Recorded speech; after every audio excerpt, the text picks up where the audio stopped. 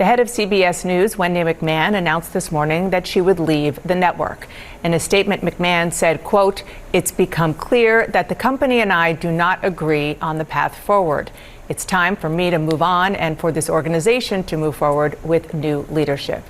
Now, this move comes one day after the season finale of 60 Minutes, the network's marquee program.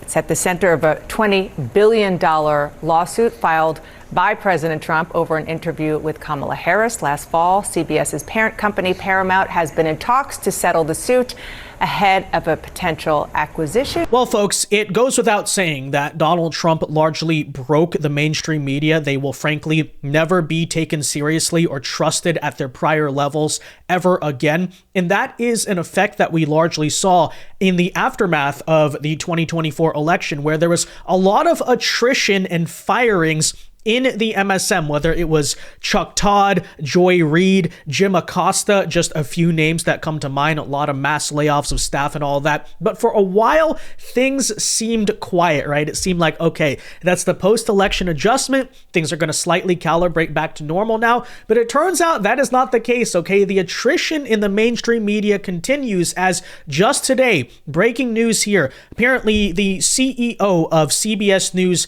Wendy McMahon, has abruptly announced her resignation. You may be familiar with the fact that CBS News has been under a lot of fire lately for, frankly, blatant political bias in a lot of different regards, which would not be much of an issue if not for the fact that they receive a public broadcasting license that they're openly in violation of. We'll talk about that. We'll get to that later in a second. But of course, the big topic of discussion currently is the fact that CBS is currently facing a $20 billion civil lawsuit filed by Trump in regards to the 60 Minutes interview with Kamala Harris in the 2024 election, where you may remember some ridiculous and insanely deceptively edited answers like this gem right here. But it seems that Prime Minister Netanyahu is not listening.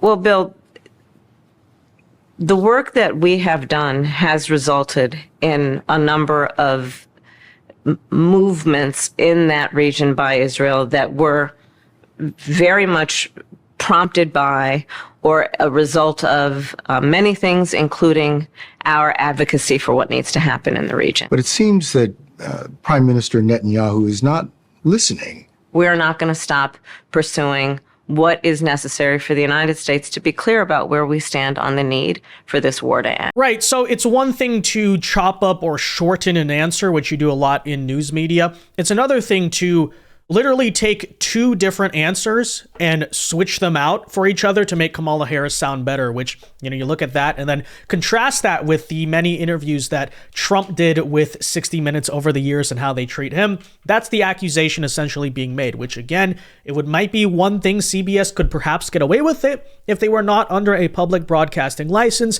that mandates they remain neutral and, conduct fairness in certain ways. We'll get to that later. First, though, folks, I do want to talk today about this CBS CEO resignation and what it potentially means for the perhaps future landscape of the broken and crooked and corrupt media as a whole. So we'll get into it. First, though, folks, do us a favor. If you enjoy the content, make sure you hit that like button down below and subscribe if you are new. You subscribing is the best way to support our work and ensure that we can keep exposing the mainstream media. And with that said, here is the story. We'll read it from a Conservative Brief, guys. So Wendy McMahon, obviously the CEO and president of CBS News, abruptly, suddenly, right? That's the thing. It kind of came out of nowhere. We didn't get some type of prior report about a week before saying, hey, this might happen. No, all of a sudden, out of the blue today, announced her resignation from the network in a scathing internal memo to staff on Monday morning. So it certainly seems here like she was not exactly happy with the current state of things. Why is that? This has to do with a conflict over the lawsuit. Apparently, CBS's new parent company wants to settle it. She disagrees. She wants to be a woke activist here to the very end. It's kind of an interesting story, but nonetheless, in the memo obtained by Mediaite, McMahon acknowledged that the quote, the past few months have been challenging. Well, that is certainly true to say the least. It's become clear that the company and I do not agree on the path forward, she says. It's time for me to move on and for this organization to move forward with new leadership.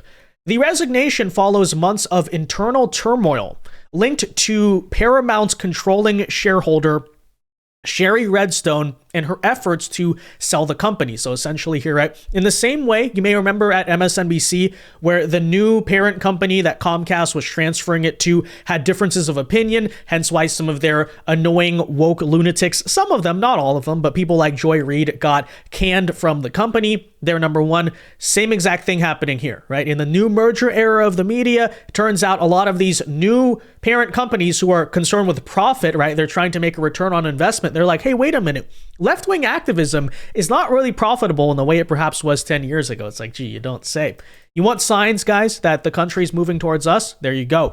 Redstone's reportedly attempted to influence CBS News coverage to appease the Trump administration and smooth the path for a sale. Actions widely believed to have contributed to the resignation of Bill Owens, the respected executive producer of 60 Minutes. Well, ladies and gentlemen, all I gotta say is that is kind of hilarious. Although, is the appeasement even working? I'm not exactly sure. The lawsuit is still on. We're not defending CBS News here in any way, suddenly because they're trying to make some appeasing moves. So frankly, I'm not even sure that's the smart thing to do, but the whole thing is funny. I don't really care which way CBS goes, frankly.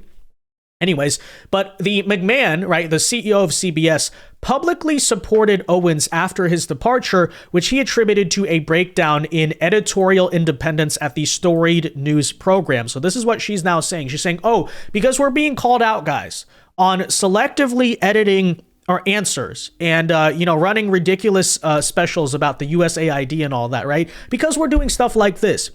And our bosses are saying, hey, maybe be balanced. Maybe don't try to make your interview make one side look good and one side look bad, considering you're supposed to be neutral journalists, part of your contract, by the way, with the FCC. Again, public broadcasting license here. Maybe you don't do so much. They're saying this is a breakdown in editorial independence. Because, guys, everyone knows that's what 60 Minutes had so much of, right?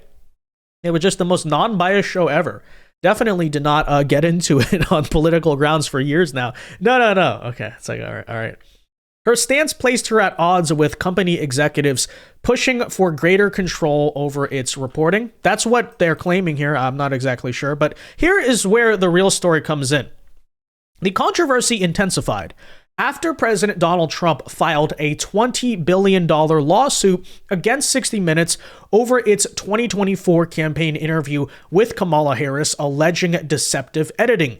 Reports indicate that Redstone is pushing for a settlement. So here is where the real conflict lies, okay? So by my understanding, this woke activist CEO, Mrs. McMahon, wants to take the whole thing to court. She's like, we need to fight the Trump administration. We cannot allow this to happen. Look, stand up here. And Redstone, the parent company, is saying, no, don't worry about it in court. Just, do the out-of-court settlement. We don't want to do this. And why is that?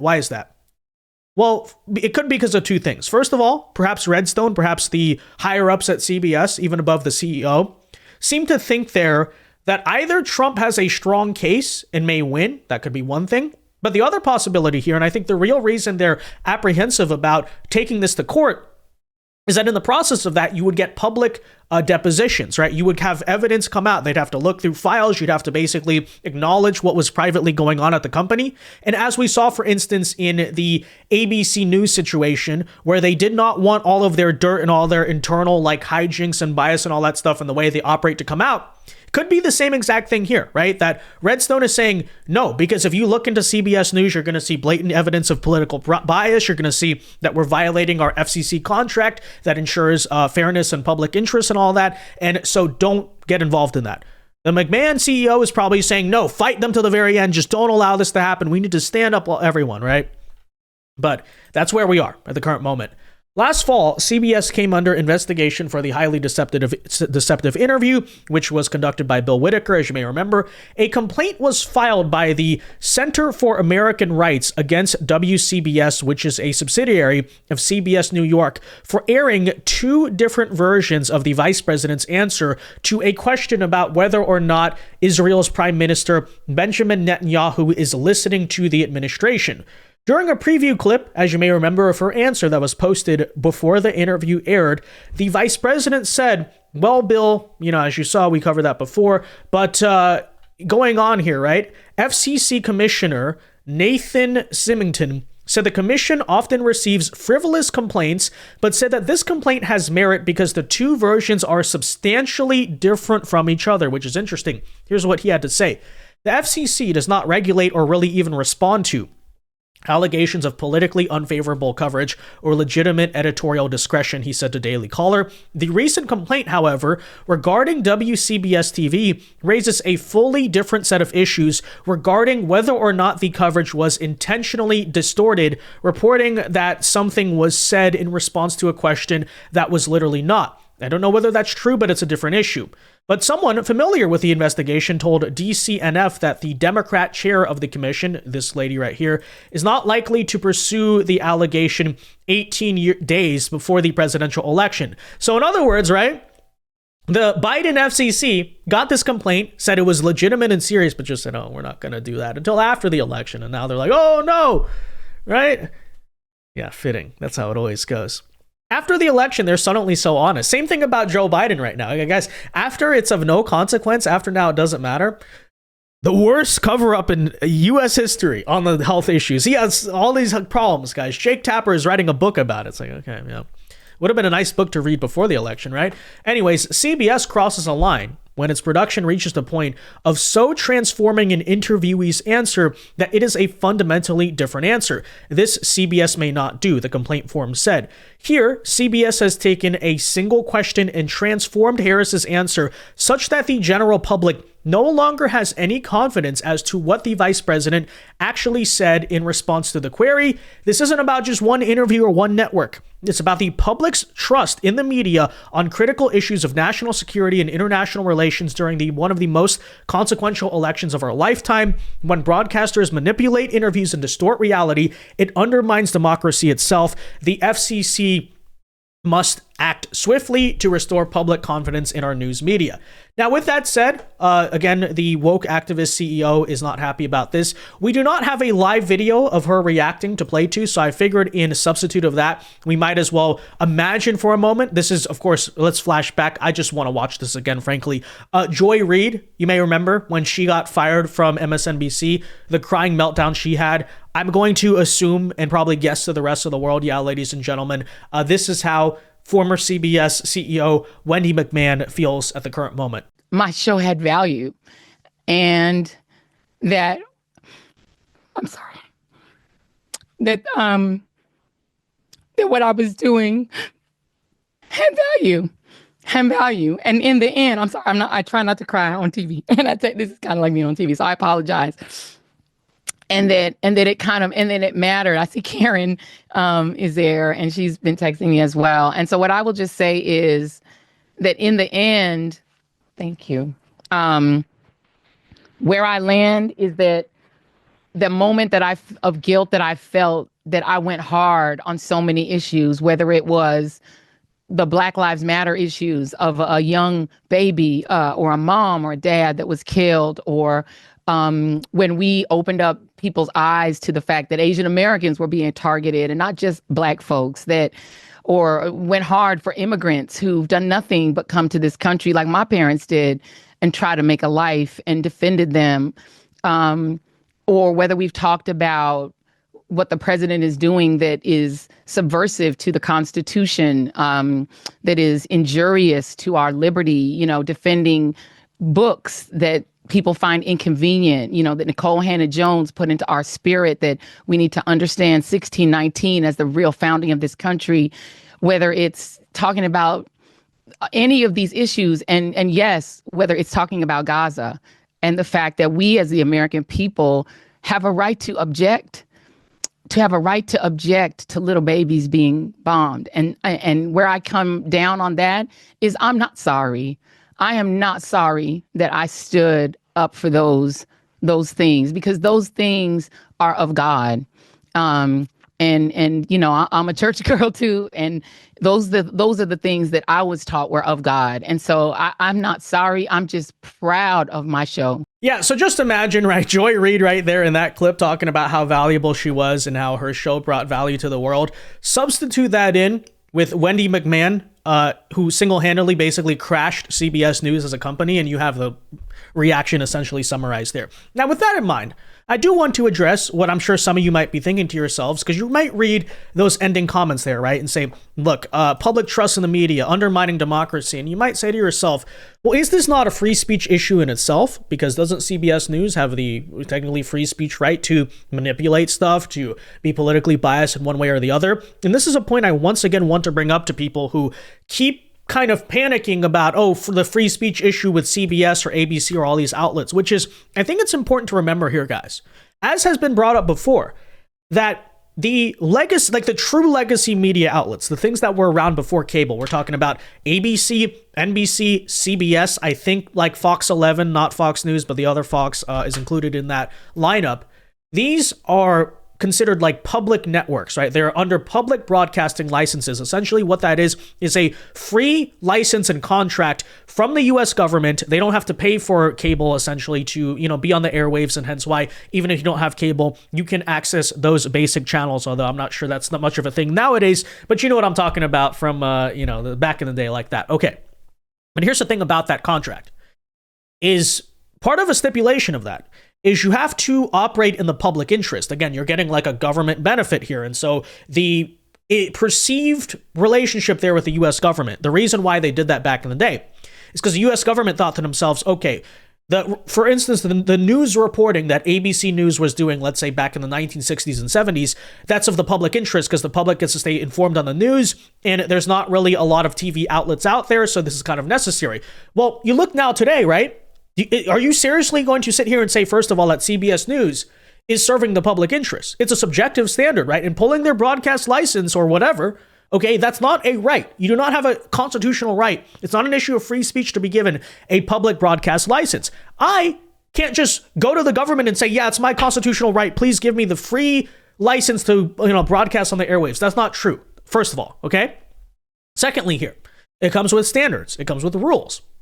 At the moment where, and by the way, this is a big reason why you ever notice on network shows like that, ABC, CBS, there's like this requirement to keep the panel balanced, okay? It's the reason why The View on ABC always has to have the token conservative, because part of the rule of having a show like that serves in the public interest, you're on public FCC special government airwaves there, government supported airwaves at least, is you have to be politically neutral. Okay, you can't just be picking one side or the other. And I think you see a repeated instance of this. CBS News abusing that contract where they have a special requirement. They're supposed to be neutral, supposed to be nonpartisan. You have the VP debate, for instance, where the fact checking was egregious. We've played that clip a million times, but everyone remembers, right? JD Vance fact checking the moderator after she tried to interrupt. That's one example. You have the Army-Navy game in 2024 when Donald Trump, forget politics, was already the president-elect. He was at the game. He's the commander-in-chief of the military, right? Remember this whole thing? Commander-in-chief of the freaking military, incoming at least. At the Army-Navy game, they didn't once even show him on camera. And of course, who could forget we have the 60-minute situation. I think now it is long established that, first of all, right, this lawsuit, right, when you consider the license they have, that's important. But CBS News itself has blatantly violated and frankly voided the contract that allows them to have this public broadcasting license.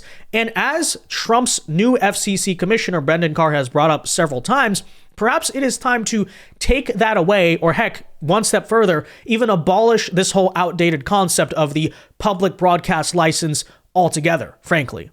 And over the years, the FCC has stepped back from enforcing that public interest obligation. I think the FCC should do what Congress wants us to do and enforce those laws. We're going to see where this investigation goes. So are you threatening to pull their license? Wouldn't that be a pretty drastic step? Well, it's not a threat. That's a penalty that is in the Communications Act, that if you don't... But when was the last time the FCC pulled a broadcast license? Yeah, it's been a long time, and I think that's part of the issue. If you step back, trust in the national mainstream media is at an absolute low right now. That's not just my view. Jeff Bezos himself did an op-ed where he said that. But what's really interesting is that actually local stations, local TV stations, have a lot of trust. And so the agenda that I'm trying to run at the FCC is to empower those actual local television stations to serve the public interest. Because what we've seen is you've got national news media, ABC, NBC, CBS, and they're exercising more and more control over those local TV stations. And I don't think that's a good thing for the country. So we're trying to reverse that. Right, exactly. And just to be clear here, because people are going to try to make this about free speech, in no way am I implying that CBS News doesn't have the right to free speech. I mean, there's defamation laws and stuff like that. But even in the instance of selectively manipulating media, I guess, as long as, it's within the confines of the law, even then, you could argue they have the free speech right to do so. However, that would be true if they were a private network, right? If CBS News wants to be a mouthpiece of the Democrat Party, they're free to do so. But you know what they have to do? Pay for a private cable license like everyone else, okay? For instance, me. I'm a political commentator. I'm obviously partisan. I'm obviously conservative. I don't think anyone accuses me of being a totally non-biased journalist who doesn't have opinions. Of course I do, okay? But I'm not requesting the government for a public free broadcasting license claiming I serve some type of public interest. No, I'm a private commentator. I, sustain and support myself through my own means, right? That's how it works, okay? CBS News wants to do that. They can go do exactly, by the way, what CNN does, what MSNBC does, what CNBC does, what Fox News does, all those like newer 90s news channels. They all pay for a private broadcasting license. You know why? That gives them the editorial freedom to say mostly whatever they want.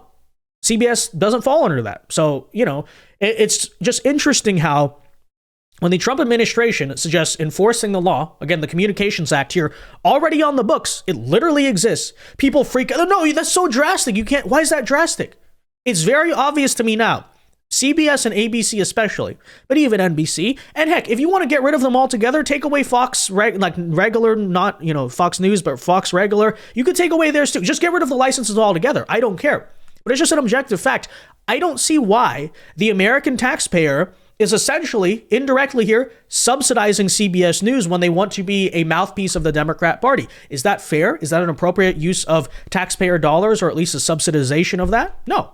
Are you seriously going to still argue that with all of the news sources available in 2025 that are already free, that it's like some type of necessity nowadays where CBS has to be publicly available to everyone? No. Right? It's not that hard nowadays, right? Okay. So what's the argument here? I don't know. With that said, though, guys, let me know your thoughts on the entire CBS News situation in the comment section down below. Be sure to leave a like on this video, subscribe if you are new, and until next time, God bless and peace.